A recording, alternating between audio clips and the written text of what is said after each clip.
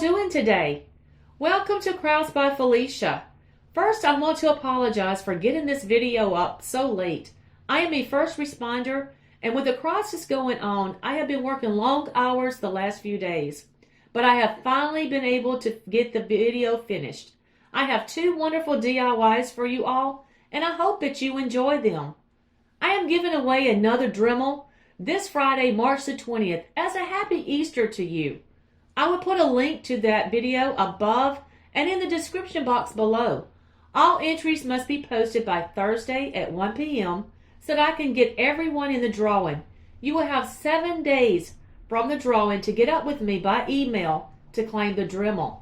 So alright, YouTube crafters, grab your hot coffee or your sweet tea, your hot glue gun and Waverly chalk paint, and let's get crafty. Alright everyone, for today's first project, we are going to be making a pair of mason jar wall sconces. The first thing we are going to need is some metal flashing. Y'all have seen me use this before in the past. I got this from Home Depot. Next, I will be using 2 mason jars. I got them from Dollar Tree.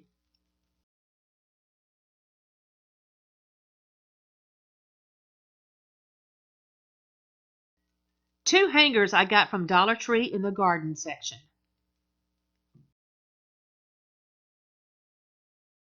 I will also be using 2 of the battery-powered Votives. I got these from Dollar Tree. They say they last 240 hours. We will find out. Product testing. I will be using some Waverly chalk paint in the color Elephant. And finally, these 2 Easter signs I got from Dollar Tree. I got these because I like the shape with the scallop tops. Okay, to start, I'm sanding down my 2 signs. This will be the back. I just wanted to get as much of the glitter off that I could. You can use a sanding sponge if you want to, but I work 60 plus hours a week. I just got home from work and I am tired, so I just use my sander. Now that I have it sanded, I'm going to use my Waverly paint and give it a good coat.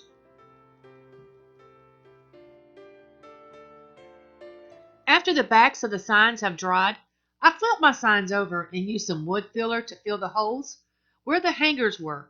After the filler dried, I sanded it until smooth. Next, I'm going to take my paint and give the front of both of my signs 2 good coats, not forgetting to get the edges also. Now that I have both signs painted, I'm going to set them off to the side to dry. Next, I'm taking my metal flashing and using my ruler as a straight edge. I'm going to take my razor and score a line from one side to the other, about 1/2 inch.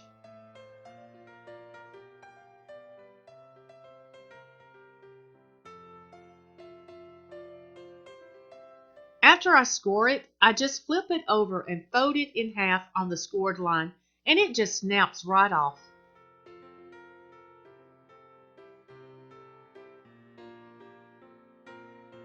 I'm going to continue these steps and make 4 pieces 1/2 inch wide and 8 pieces 1/4 inch wide. Next, I'm taking my Waverly wax paint in the color Antique, my Waverly chalk paint in the color Truffle, and my Waverly chalk paint in the color Ink. I'm using my makeup sponge that I cut in half. Then I start with the Waverly paint in the color Ink.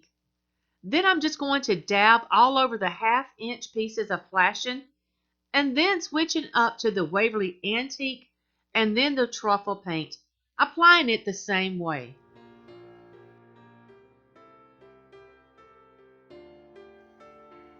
Next, I'm going to use my Waverly chalk paint in the color Elephant, Waverly chalk paint in the color Steel, and my Waverly chalk paint in Silver Lining. Starting with 4 of the 8 1/4 inch pieces of flashing, I'm going to use the darker color first and then dab all over the pieces, and then I'm going to switch to the lighter colors and repeat the process. When these are finished, I repeat the steps on the other 4 1/4-inch pieces, making sure to do both sides. Next, I'm going to take one of the 1/2-inch pieces and wrap it around the bottom of the jar. And then I'll glue it together using crazy glue. It makes it a little easier if you pre-bend the metal band and shape it some first.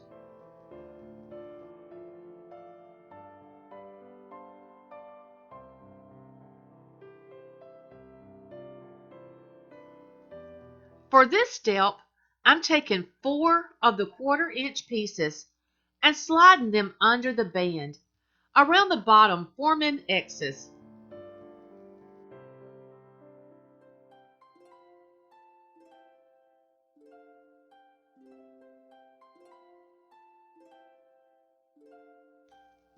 Next, I'm taking a rubber band and placing it around the outside of my jar. This will help hold everything in place.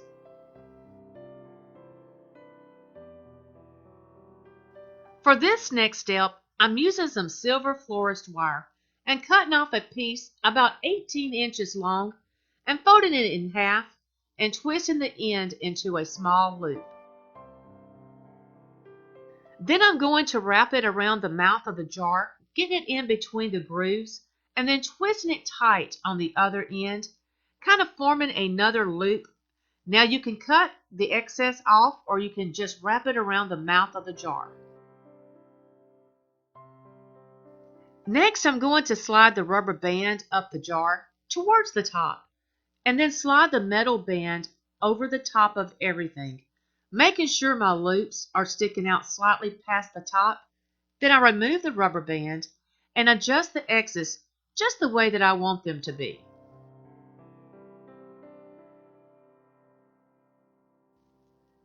Next, I'm taking a wreath form that I got from Dollar Tree. I had already used parts off of it for other projects, and I'm going to remove one of the rings. Once it's removed, I take my cutters and just cut it in half. I'm taking one of the half pieces and using my pliers, I bend a half loop on the ends and make a handle for my jar.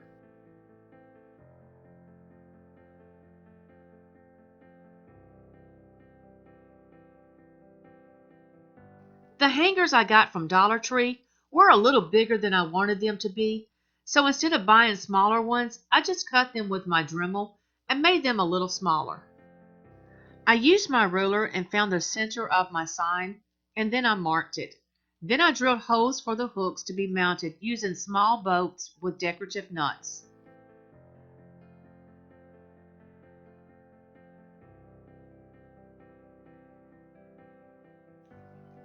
I ended up repainting the signboards with antique wax. The gray just didn't look as good as I thought it would in my head. I love the way these turned out. I think they look so good.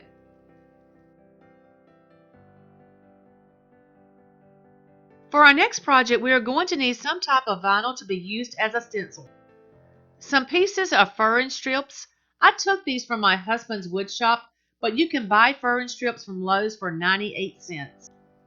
And last, a piece of flat wood like plywood.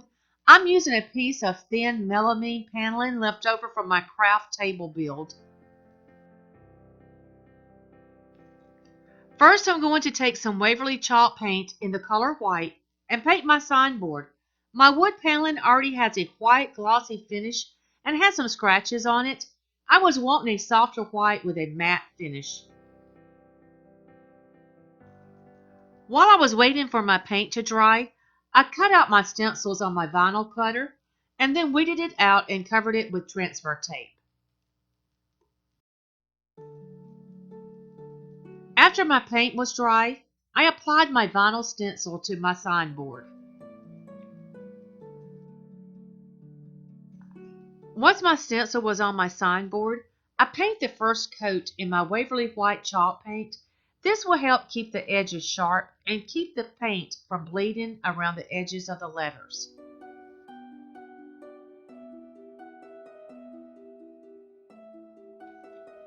After After the white base has dried, I take my Waverly chalk paint in the color ink and paint my stencil.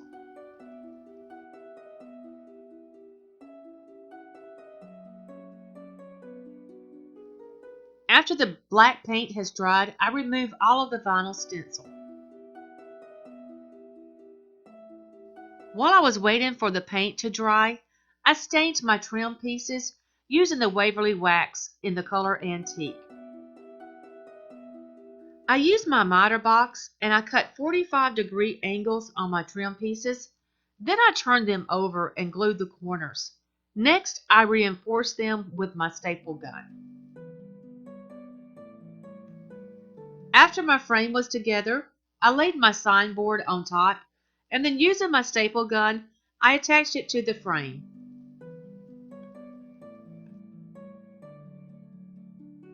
This is the biggest sign I've made so far. It measures 48 inches wide by 26 inches tall.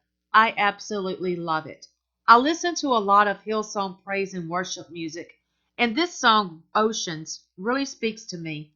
Do you have a song that speaks to you? If you do, leave it in the comments below.